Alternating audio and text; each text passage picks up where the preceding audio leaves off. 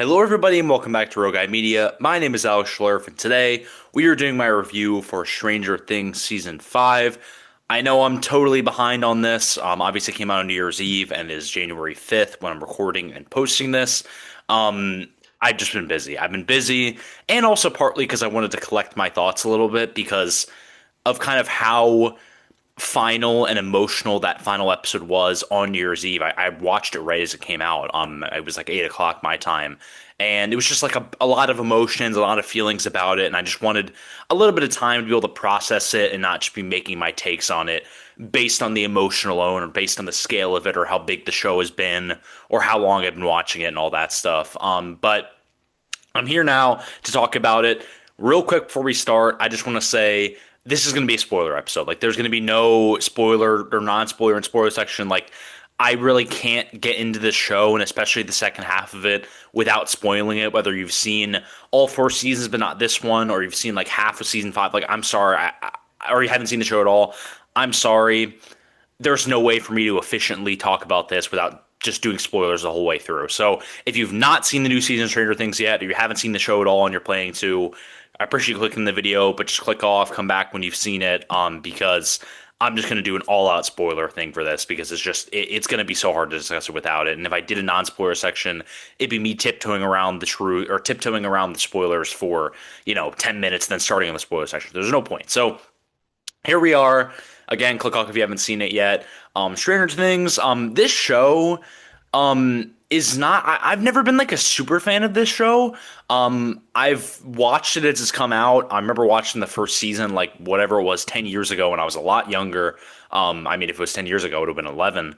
And I remember enjoying it, obviously, and especially as the new seasons came out. But I was never a super fan. I was critical of it at points. I was really positive. I was responding very positively at certain points, especially with the last season, season four. Seemed like I actually liked that season more than most people did.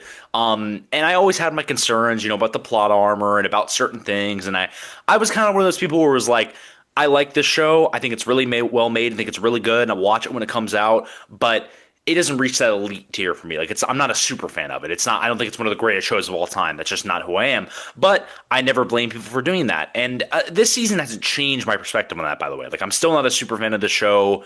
I'll never be like going back and rewatching the whole thing, or I'll be begging for a spinoff. They are doing a spinoff apparently, but like that's been my experience with the show.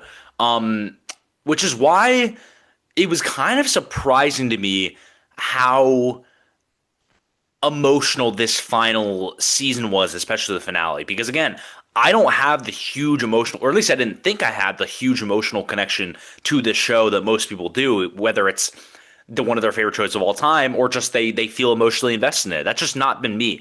I'm not, on Twitter like scrolling the updates on Stranger Things updates to see when the release date is. Like I wasn't doing that. It just wasn't me.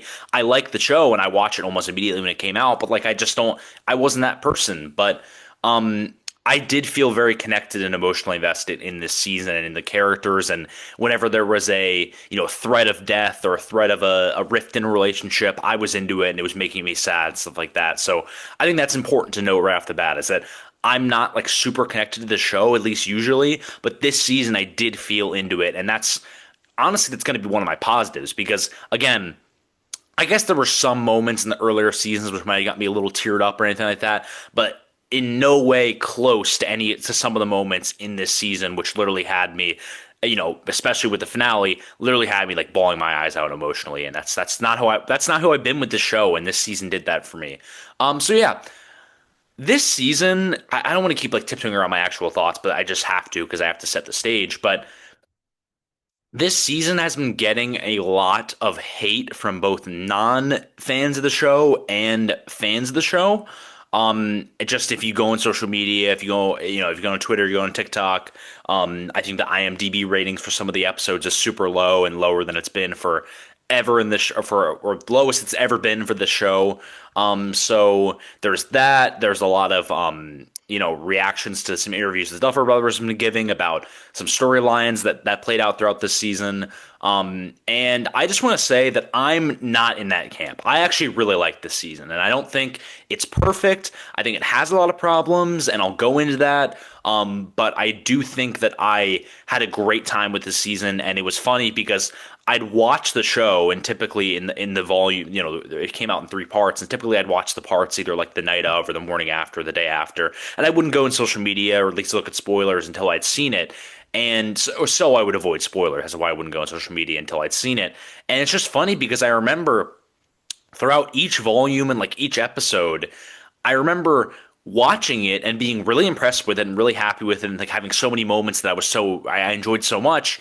And then I went on Twitter and everyone hated it. That's not everyone. Like there was a small fraction of Twitter, and not a small, probably like a 30 to 40% fraction of Twitter that was with me that actually really liked this season and like the moments while still having problems, obviously. But I feel like everywhere I looked, it was people just hating on it. Even people that I know, people that I don't know, people that I know, like people just hating on it. Some people not hating as much as just saying, "Oh, I think the quality's dropped. I think the writing here was bad, and all that." But I don't know, man. Like at every turn throughout this season, I was enjoying it. And again, there were some episodes I thought were slower. There were some parts that I thought could have been done better. There were some storylines, some characters, and with how they handled certain things. But like I personally think that they stuck the landing with this final season. And again, that's coming from someone who was skeptical about this. I'm skeptical about the show always, about the plot armor, about being able to stick the landing with this fifth season, with how much time it took to make it, with how high the expectations were. I think that's part of it, is the expectations were so high from people. Maybe they just weren't as high for me, but I don't think so, because I still think that this is like on par with some of the better seasons of the show. But we'll get into that down the line. But I guess I'll just talk like in volumes, because that'll be the easiest way to do it. Obviously, volume one is not as fresh on anyone's mind because it came out over Thanksgiving, and that's when I watched it as well, almost a little over a month ago.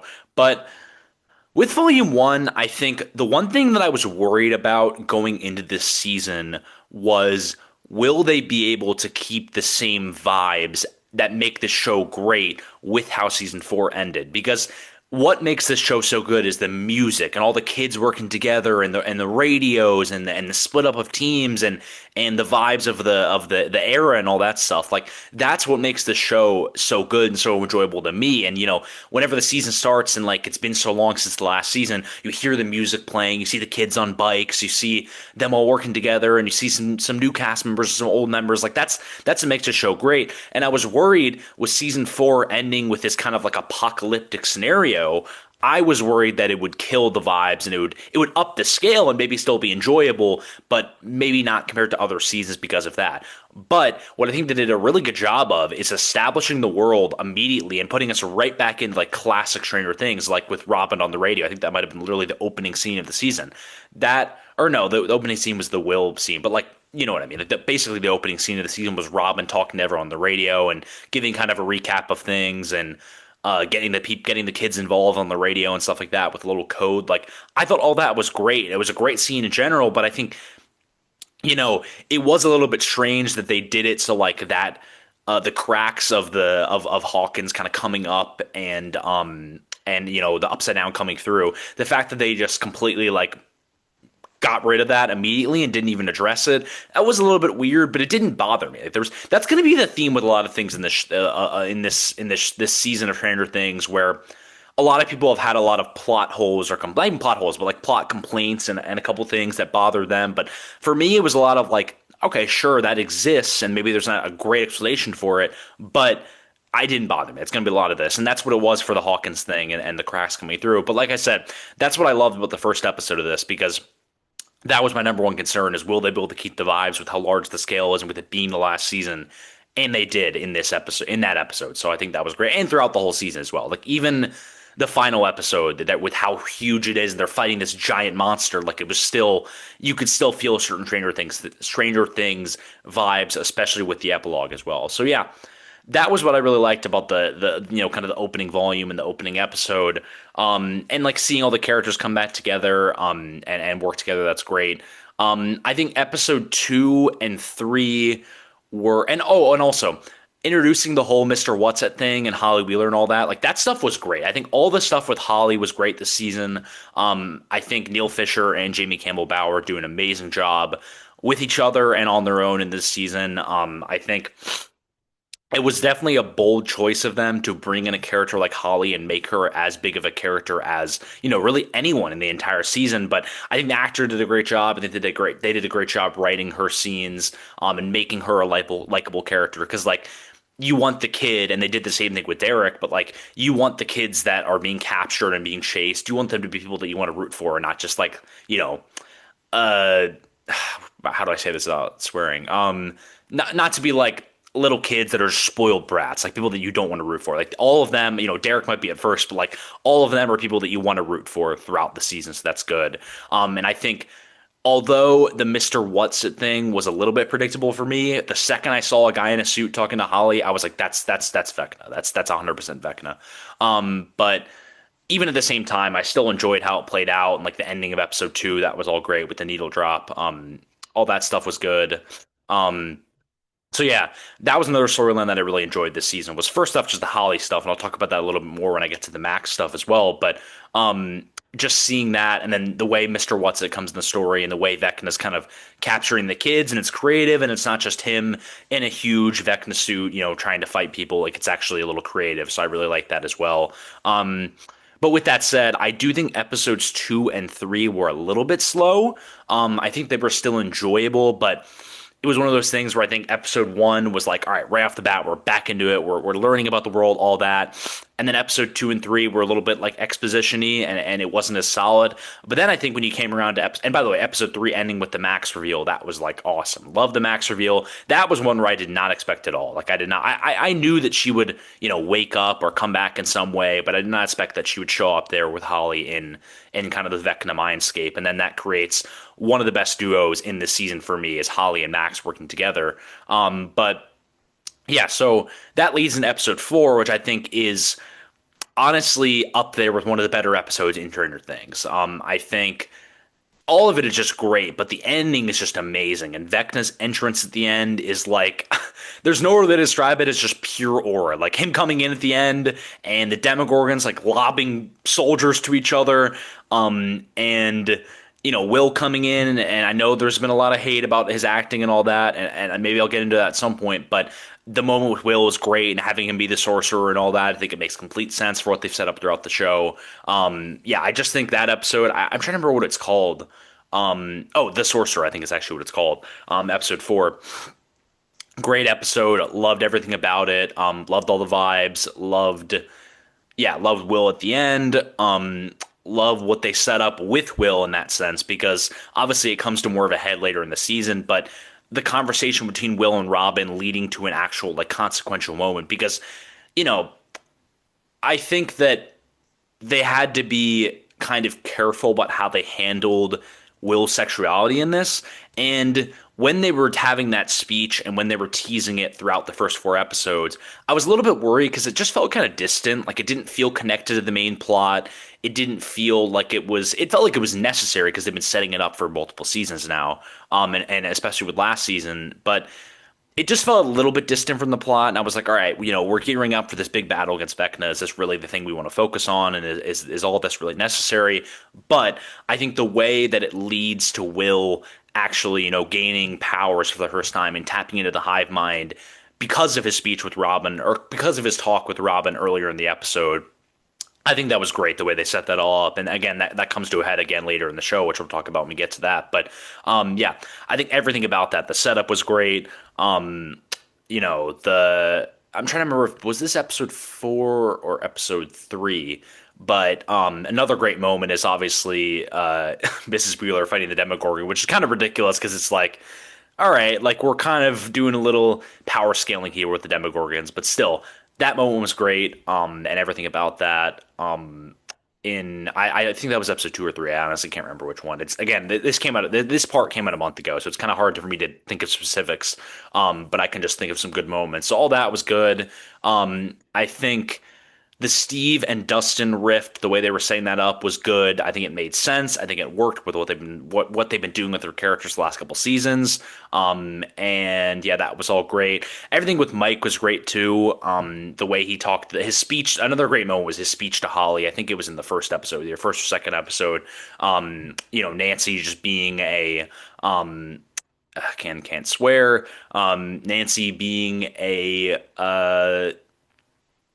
what's how do I say bad without cursing. Anyway, Nancy's being really freaking cool. Like Nancy just being really cool. That's all I really have to say about that.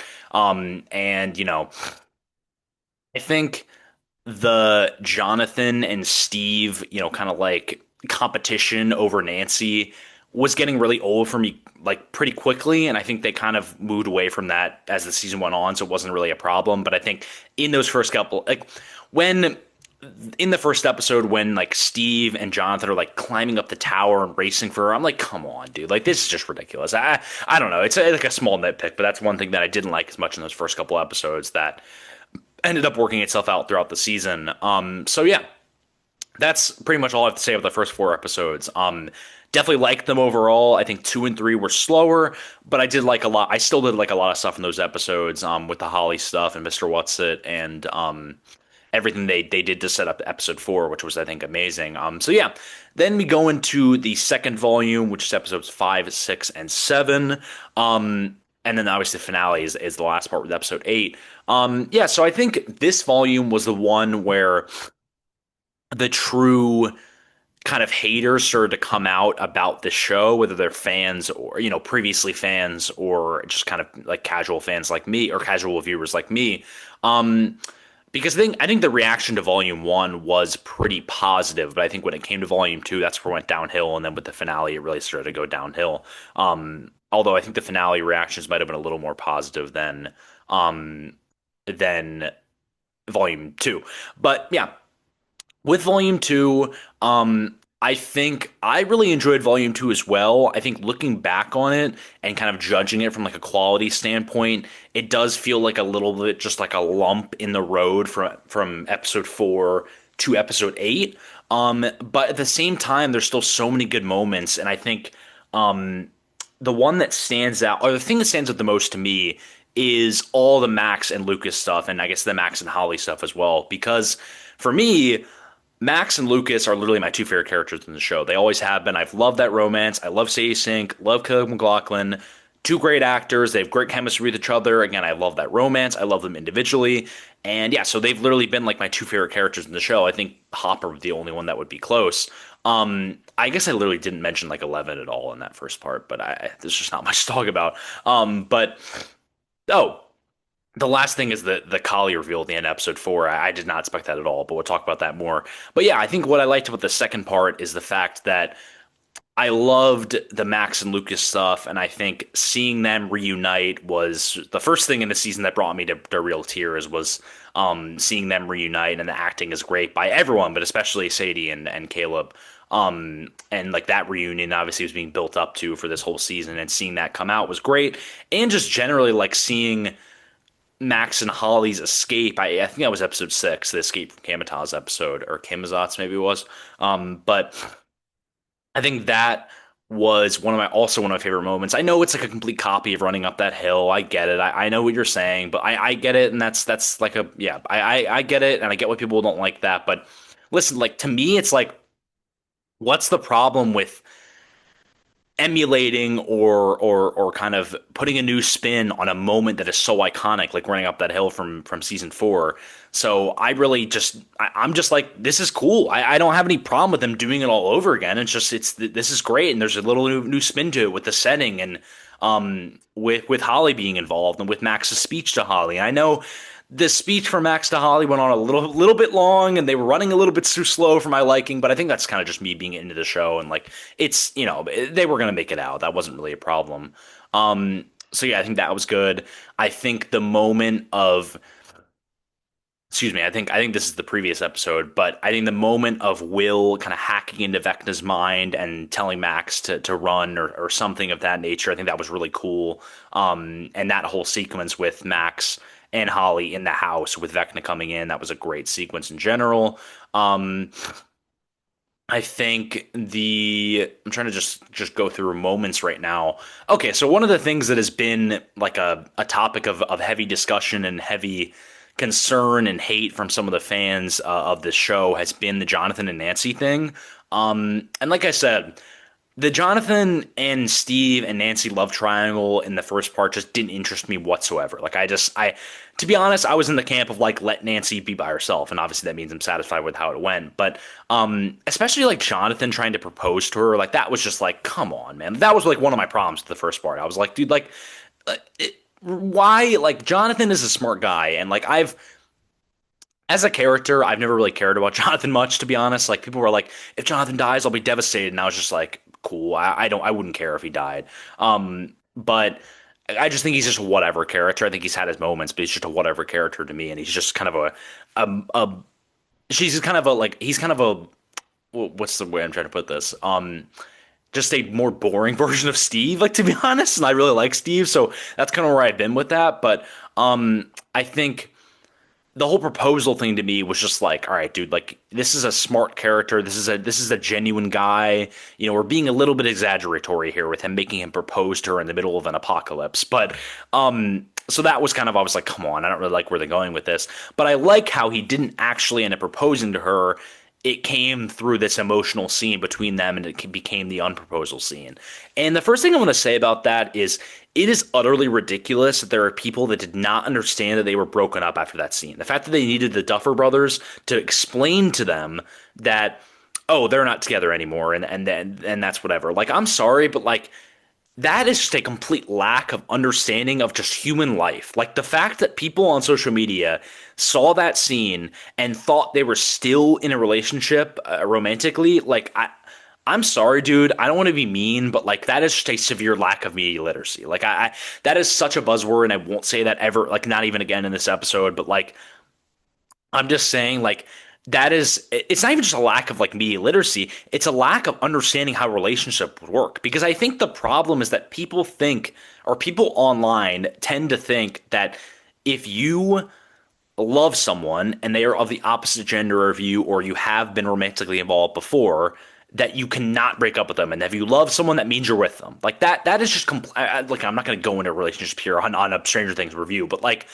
that's just utterly and completely false. Like the idea that two people can't love each other and still care for each other and be friends, like I'm sorry, but you have not experienced life as it should be. And I feel sad for you if that's the way you feel about relationships, because that is ridiculous. And the fact that that scene for me, again, this is another one of those scenes where like for me, I watched it and I was like, that scene is amazing. So, and I didn't get emotional about it because again, I don't really care about Jonathan and Nancy's romance, but like I think that scene was so well written and it's such a nuanced perspective on love. And that is one of the other reasons I liked it. And I thought people would appreciate it because like people complain so much these days about how romances in shows and movies and any kind of media like that or, or books or anything like that, people always complain that they are too one-dimensional, or we've seen this before. It's the same rom-com we've seen a million times. Like I hear that all the time on Twitter, and you know some things subvert the genre, like Eternity last year or stuff like that. But like I hear that complaint so much, and I thought with this scene and with this being such a nuanced take on romance, I thought people would love it. I thought I'd go on Twitter and people would like this was such a great scene, but then I go on and people were like, are they broken up? That scene made no sense. Like, I'm just sorry. Like, dude, I just don't understand it. Like, I thought it was great. I'm sorry. I thought it was great. I thought it was well written. I thought it worked perfectly with their characters, and I was glad. Again, it was I was so happy that they didn't do the proposal thing from Jonathan because Nancy would have just completely shut it down. I know she would have. So yeah. And again, I think that was the best route for them to go with Nancy. I think having her, you know, with two guys competing with her, I think having neither of them end up with her, but still care about her and still have good moments with her and still be like on speaking terms with her. Obviously, we see that at the end of episode 8. I think that was the best route to go with that. So I think that was great and really executed really well. I think that yeah. So I don't understand the Twitter thing. I think it's completely ridiculous that people that you know. So I guess I should have explained the context, but like basically that scene happened. People watched it and they didn't understand it. And the Duffer Brothers did an interview either the night of or the morning after where they explained like, hey, the unproposal was mean that they still love each other but they're broken up. And people were like, what does that mean? That doesn't make any sense. And I just think that's completely ridiculous. I think it is the most clear and obvious conclusion in that scene, and the fact that people watched it and didn't understand it. I don't know what to do for you. I think my take on it is that people are unable to comprehend that you can still love someone and be friends, someone of the opposite gender and be friends. And I think that is frankly just a sad sign for my generation and our society right now. But that's neither here nor there. But yeah. So I think that was another great moment. I think all the Dustin Steve stuff again continued to interest me. I'm trying to think what else was there. Before I get to like the big scene at the end of episode 7. The Kali stuff I just didn't care about. I think it was cool that they brought her back in episode 4. That was like a shocking reveal for me because the big like hate of the show was, or the biggest episode that had gotten the most hate of the show until the season was that episode with Kali in it, and like the way Eleven went off and went with her sisters or whatever. Like people didn't like that, and I didn't really like that episode too. I didn't really like that episode either. I thought it was kind of pointless. But bringing it back around for this season, being the final season, I thought that was great. I thought that was cool. And I think that. I was interested to see where they went with it, but then I think the more it went along in volume 2, I was kind of just like, "Ugh, she's just an annoying character. Like she's not a character that I feel emotionally invested in. She's not a character that I want to root for. All she is just there to be negative and bring 11 down. That's all it felt like. So I just didn't, and I think she in turn made 11 a less interesting character this season. So that was kind of just, yeah, that was the storyline I didn't really care much about. I think what they did with her kind of death in episode 8, I think that made it a little bit interesting. And by the end, I was like, all right, you know what? I was hating on you, but fair enough. That was a good ending for you. But yeah, I think she was not interesting throughout this entire volume. Just to be honest. And I think the Hopper and Eleven stuff that had some good moments and some good emotional talks and all that. I think it comes to a good head in episode 8, which I'll talk about. But I think in this volume, it was kind of just dragging on. It was kind of just like it's the same. Like they would literally every episode they would have the same thing where like either Eleven or Hopper would want to go to a situation where they're basically sacrificing themselves, and they'd be like the other one would be like, "No, I don't want to lose you," and Hopper would be like thinking about his daughter, and Eleven would be thinking about losing Hopper. Like it was just getting very repetitive. And I think by the time it got to episode 8, there's a little bit of a nuanced approach to it, which I liked, especially within the epilogue and Hopper's talk to Mike. But again, get to all that in a second. But yeah. I think the only other thing I have to talk about in this, and by the way, like there's so many things going on in the season. There's so many storylines, so many characters, so many moments that like I'm bound to forget some of them, especially with the fact that I'm doing this like after like a couple, almost a week after the show, the finale came out, and a couple weeks after the part 2 came out. So like I'm bound to forget things, and I'll probably think of a million things afterwards. You feel free. Like if you leave in the comments, oh, you forgot about this, like I'll respond to it and all that. It's so much in my head, and just thinking of it all at once. So yeah, if I forget something, that's my bad. But I guess the only other thing to talk about is well, first off, I think that episode 7 was probably the worst episode in this season, and not because of what I'm about to discuss. I want to make that clear. But I think it was very much like a not okay, not a filler episode. That's a completely wrong word for it because it's not filler. But I think a lot of it in there was just kind of set up and exposition, and especially after the ending of episode 6 and how big and emotional that was. I think episode 7 was a little bit slower and didn't interest me as much. But obviously that whole episode comes to a head with the speech from Will. And before I get into any of that specifically and kind of the discussion around that, I want to say that one of the things that a lot of people have been saying on social media that I can actually one of the things that like has vastly been said, and in this episode I've been talking a lot about how I disagree with what people, the sentiment on Twitter and YouTube and TikTok and all that. But one of the things that I can agree with slightly is the fact that like there were like 16 characters all together at the end of this episode was like completely ridiculous. Like I'm sorry, this show has thrived on doing different teams and different groups of characters, all working together at different things to work a big problem and eventually coming together at the end of the season. I get that, but the fact that there was like a million characters together while Will was making this speech, and like you have like the teacher coming in, and like you have Lucas's like sister, and then you have Kali there as well. Like, I'm sorry, dude, you only need to have the core characters for a scene like that. You don't need to have a million people there in the room when half of them don't even care about it. Like, you know what I mean? I just don't. I don't know. Maybe not half of them, but like, you know what I'm saying. I thought that was kind of ridiculous, the amount of people that came together. It would have made sense to have them all assemble, like at the beginning of episode 8, and then eventually break up and work on their little things. And that's kind of what happened in episode 8. But I saw, like, I remember the night that I watched the episode, I saw a screenshot on Twitter of like the room when Will was about to give his little speech. And I was just like, this is completely ridiculous. Like, the fact that there's this many characters, it just kind of degrades the emotional weight, because it's like, who are we being invested in here? Is it the fact they're all together and about to go to this final battle? Is it Robin with Will? Is it the 4 kids, or is it the other 3 kids, the D&D kids with Will? Is it Hopper and Joyce? Like, I don't know. There's just so many people there that I don't even know what to focus on. So that was kind of that was that with that. But obviously with the Will speech, I think it's been getting a lot of hate from, well, first off, a lot of hate from people that are just homophobic, which is just something I'm not going to address, obviously. But there's also just been a lot of hate from people that even people that I know are not homophobic and are giving genuine concerns about the show. And I guess what the biggest concern or the biggest problem, I think generally that scene is good. I think it's something that had to happen. I think that, again, it harks back to that Robin and Will conversation, which I think is great.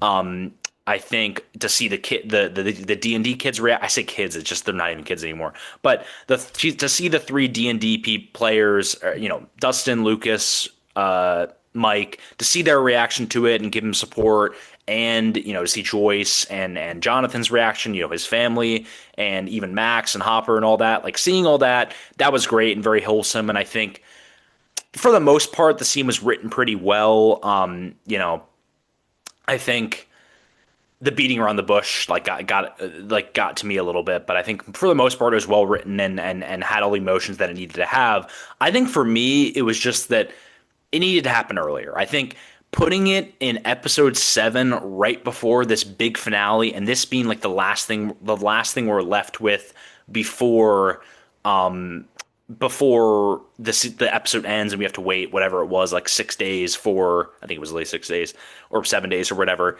Then we have to, that being the final thing that we are left with before we have to wait a week for like this huge 2-hour finale. I think that might have been the wrong choice. I think that might have rubbed people the wrong way. And it rubbed me a little bit the wrong way. Not because of the scene and the content material, just the fact that, like, they're gearing up to go in this huge battle, and now everyone's back together again, and we have to stop for Will to give a 5-minute speech about how he isn't straight. It didn't rub me the wrong way in the sense like I had a problem with the content. It was just like it felt weird about how like the whole thing was ramping up and then it kind of slowed down. Or it was ramping up and then it came to like an immediate stop, and then the episode ended. So it was like, all right, well, I don't really feel where the hype is coming for episode 8. That's I know that's not exactly the last scene in the episode, but like, you know what I mean. So I think a lot of the hate for it has been unwarranted. Like I said, it needed to happen.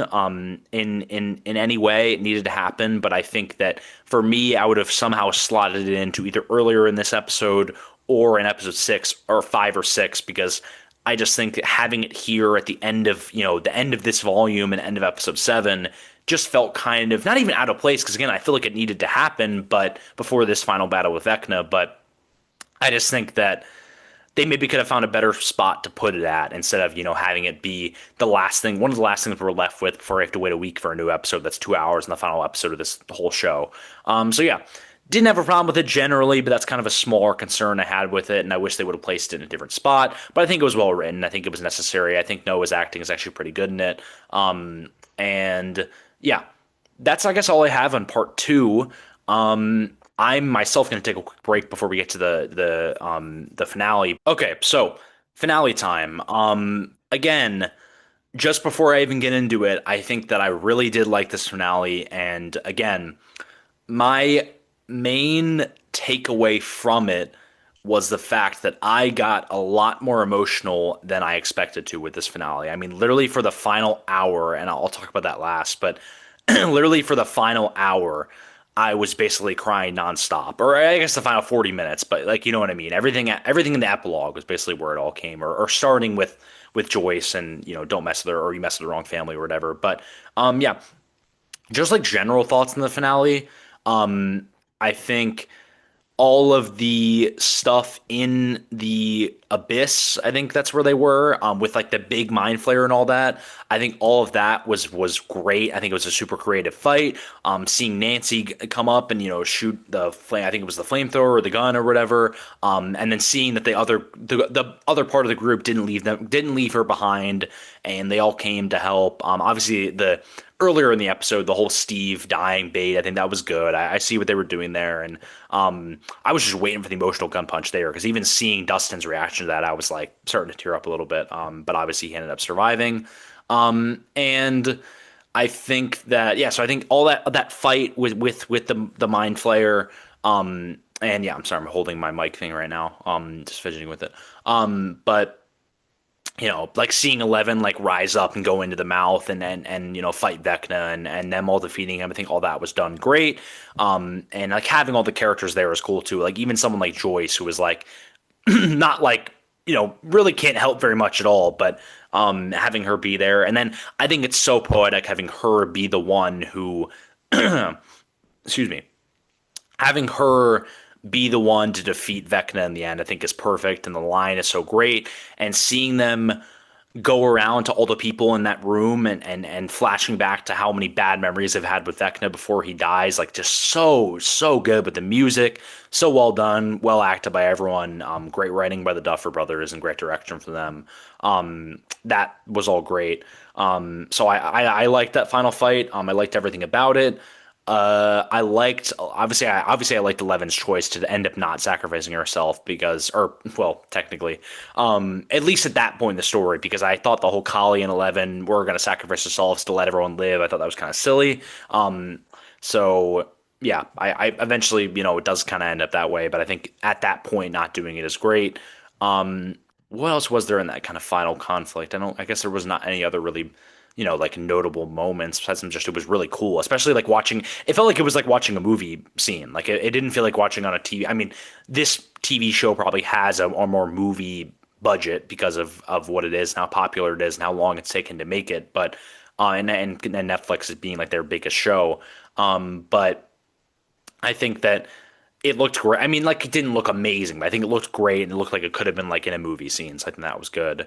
Yeah, I think I'm trying to think if there was anything else before like we get to the epilogue. Well, I guess I want to say generally before I get into like the rest of this is just all going to be positives. I think my one like overarching concern throughout this whole season is that the military stuff is just pointless. Like I don't care about it at all. I had no interest in Sarah Connor, whatever her name is, being the main military person. I had no interest in the guy that they captured at one point. No interest in the experiment they're doing with Elle's blood and Kali's, or I guess it's technically Vecna's blood, but whatever. I had no interest in that. I think everything about the military stuff was just used as a plot device, and there was nothing interesting to it. I thought there was nothing interesting in any of the characters. There was nothing interesting in their whole setup and all that. Like literally just nothing. I didn't care about it at all. So I think that again, it's not like a huge deal, and clearly because I haven't even mentioned it at this point, but I just think that that was just like completely just whatever. I mean, I just didn't care about it whatsoever. So that's obviously a dock on this season. I think, I think like mostly I haven't cared much about the military stuff in this show because like that just kind of all it does is just is an antagonist for the kids, having the good vibes. But I think I didn't mind the Russian stuff in season 3, I guess that was. But this year I just like there was not a single point where I cared about any of the characters in the military, about anything they were doing, about any of their secrets. Like I did not care at all. They could have done a better job with that. Just bottom line. I mean, again, on my list of needs for this season, them making the military storyline interesting was probably at the absolute bottom, so it won't dock it an insane amount. But I just wanted to say that it didn't matter at all to me. But yeah, so going to the positives of, or going to the rest of the episode, I think that all right, so the moment that I started to get emotional was the scene where Joyce cuts his head off, but then obviously seeing Elle's sacrifice and seeing Hopper's reaction, seeing Mike's reaction, David Harbour, Finn Wolfhard, cheers to you. Amazing acting job in that scene, and especially in the scene that comes after in the epilogue. And yeah, I think that all of that was handled well. And yeah, I guess should I talk about Eleven's like whole thing, or should I talk about the rest of it first? I think I feel like I kind of need to talk about that when the episode is over. All right, well, like here's my thing: is that one of my, not even one of my main concern and problem with this show that has kept it, I think at least has kept it at a level of like this show is really good and like it being an iconic elite, one of my favorite shows, I think is the fact that it has that the creators have a fear of killing off characters, and that had been my biggest concern of the previous seasons. I think especially felt it in season 4. I started to feel it in season 3. Season 1 and 2, I wasn't really like a huge film buff, so I wasn't really critiquing it at all. But like I think I probably would have felt it in that season as well if I rewatched it. But even in season 3, they killed Billy, and season 2 they killed Bob's. Like there was deaths that were happening, but I think season 4 kind of kept it completely a blank slate, except for Max, obviously, who ends up waking up. We knew Max wasn't dead, so that doesn't really count. But I think that was really dragging on me for the show, and I remember literally going into the season saying like, if they don't kill 5 to 10 people, then I'm probably going to give this a low rating because I think the plot armor is ridiculous. But it's so funny because I watched this finale and I watched the epilogue, and when it ended, I said, you know what? I'm glad they didn't kill anybody. Like I'm serious. I watched it and I was like, you know what? I think it works. I think the way they did it, and I think it's just because you love these characters so much, and I love these characters so much, and seeing them have their happy ending and seeing that play out and seeing them to get emotional just talking about it. Seeing that play out with the 18 months later, I think it was, and seeing how they all handle the L thing and just the moment at the D&D table at the end, putting all the books in, and then Mike going up and seeing the kid. Oh my God, it's so good, so emotional.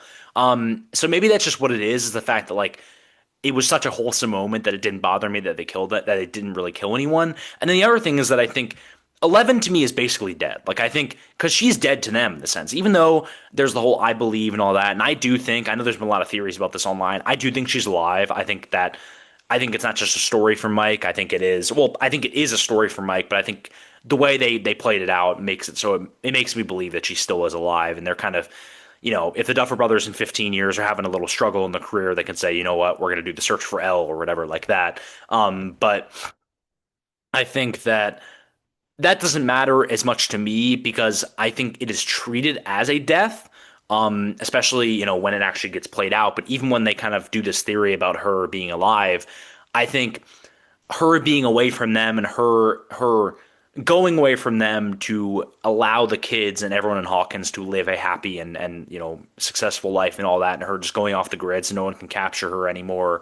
I think that's great. I think all that, and obviously I agree with the theory that people are saying like all of Mike's story was projections for the future. Like saying Dustin's going to kill it at college and be friends with Steve, and that Mike's gonna, or sorry, Will's gonna feel out of place at first. He's gonna find his people, and he's at the bar with the guy, um, with the Lucas and Max thing, like all that. Which, by the way, like, oh my God, Lucas and Max ended up together. Fine, thank God. So happy with that neither of them died because I love that romance so much. But yeah. So obviously, I agree with that theory where it's like or I understand that theory where it's like he's projecting. So what he said about Elle is just what he hopes is true, not what he knows is true. But at the same time, you see like the little frequency thing that he notes, and then the whole thing with Kali, like the explanation makes sense because we didn't see what happened to her. But so yeah, I do think she's alive, but I think it doesn't matter to me because I think it is treated like a death because she's out of their lives now and she will not be coming back in their lives now. And they'll be able to live out their kind of happy endings and kind of be gone of the Upside Down and Hawkins and Vecna and all that. So I think that it's probably why I didn't mind it because there was a death to me in 11 and I guess Kali too, but like I'm not really counting that at all. But there was a death, and I think having the kids and the adults too, and Hopper and Joyce and Robin and all them having them get their kind of wholesome ending while still being realistic, I think was great, and it didn't bother me. It really didn't bother me, which again is weird because it really did up to this point, but in this it didn't bother me. So yeah, everything they did with the kids is just so. I mean, literally, I was crying the entire time. From Hopper's talk with talk with Mike about grief, Hopper and Joyce getting engaged, the kids being at graduation and Dustin's speech, mirroring Eddie, and again the D&D conversation, just so good. Then putting the books up, and just the most perfect moment is Mike going up the stairs and seeing Holly and her friends, around the table, and full circle moment from how the first episode started. It's just so perfect, so good, and again, very emotional. Not right now, but I was when I was watching the episode. And yeah, so I thought that was so well done. I think that I guess the one thing I haven't talked about is the Jonathan, Nancy, Steve, Robin talk on the roof.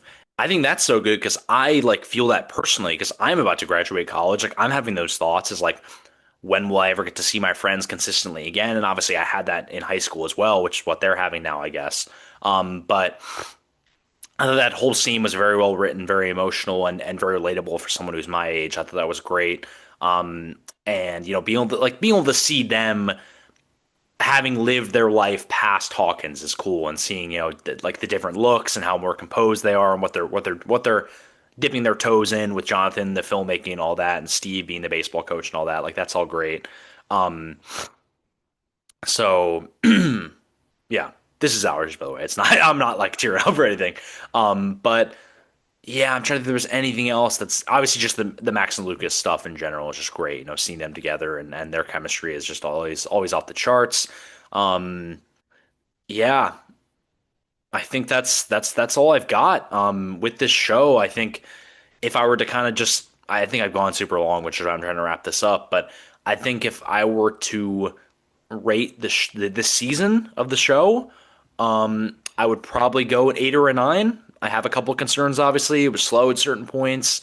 Certain placements of certain scenes, the military stuff didn't interest me at all. But the good moments were like on. And again, I think they nailed the finale and nailed the ending. And if it's giving me that emotional connection or that emotional reaction that it gave me, it just has to be on the upper end of the rating scale.